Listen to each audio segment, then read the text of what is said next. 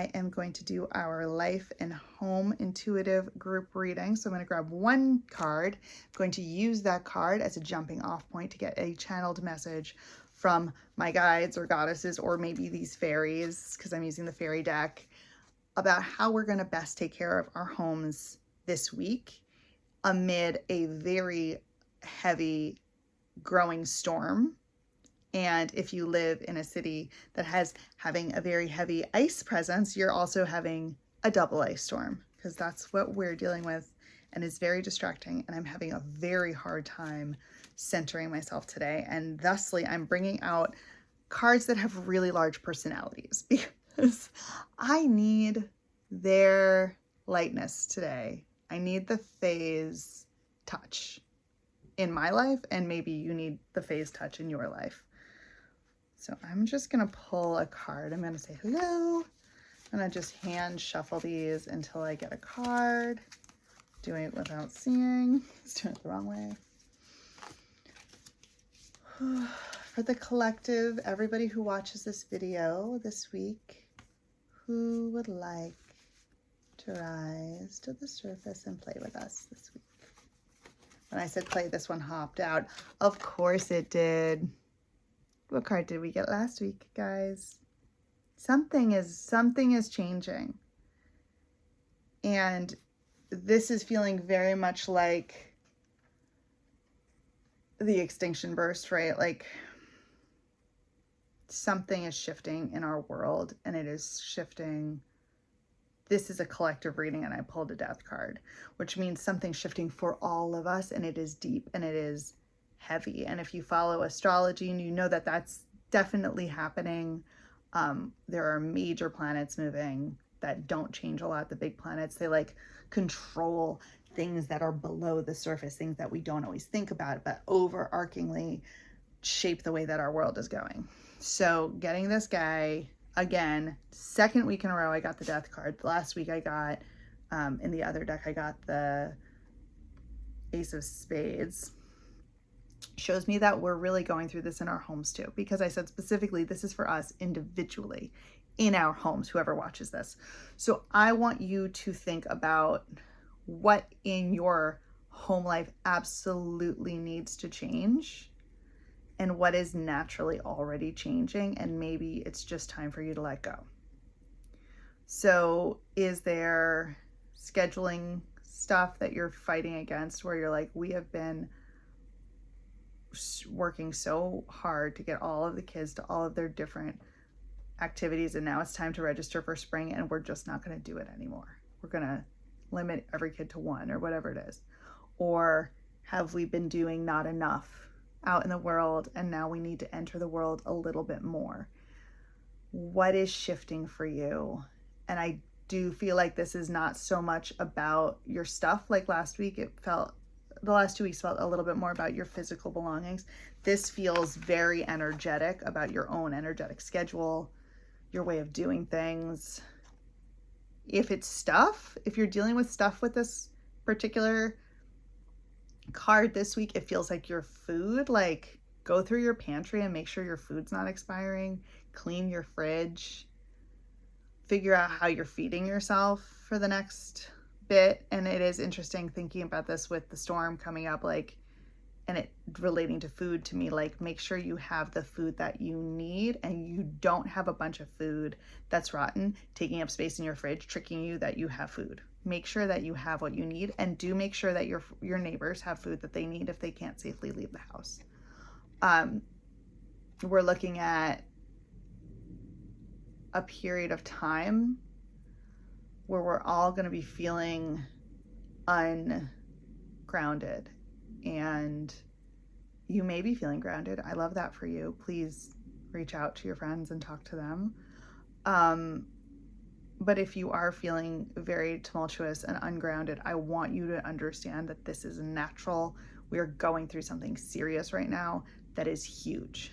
It's not like, oh yeah, it's a full moon, we're all a little meh. It's a lot heavier than that, and that's why he's here for the collective. That's why this death card that is either carrying a skull or an orb is here. I don't know why it matters to me if that's a skull or an orb, but it kind of does to me right now. But he's here to remind us that it's okay even to grieve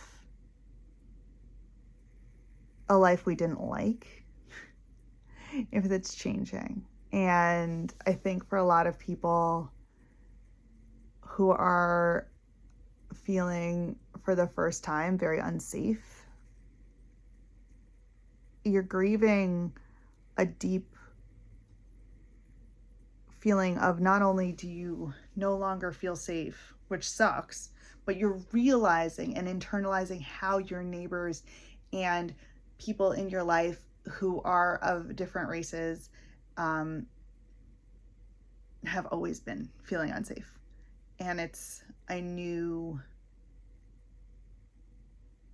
confrontation for a lot of white people right now, that they did feel safe and now they don't. And so you're grieving an innocence that maybe you should never have had, but now you're losing it.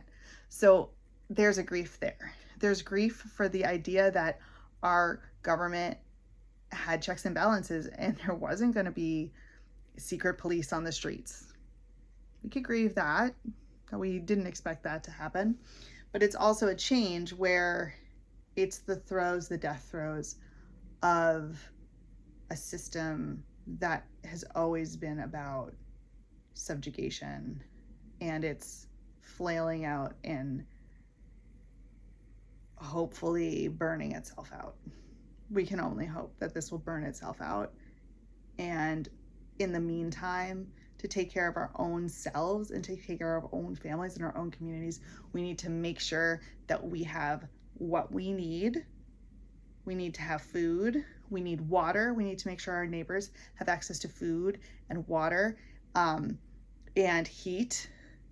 And, you know, if you're living in an apartment and your neighbor is also in an apartment and you need to make sure that your heat stays on, like, talk to your neighbors, get together. This is a time for community. This is a death of individuality.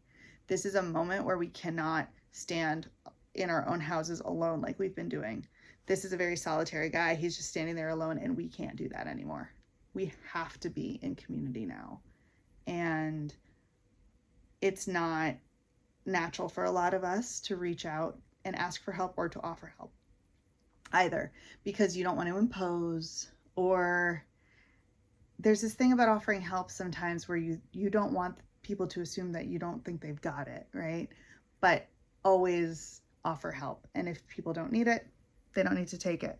But reach out to your neighbors. Don't be alone. This is a death of the individuality where we have been so separated from one another for so long by a system that was driving us apart. We can't. Survival depends on our communities.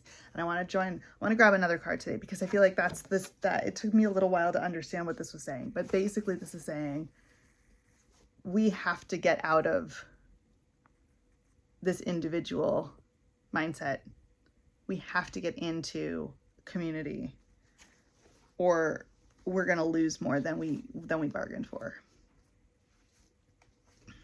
And in the community, we're going to pull another card. Come on, community. I'm just ruffling around the cards in my lap here.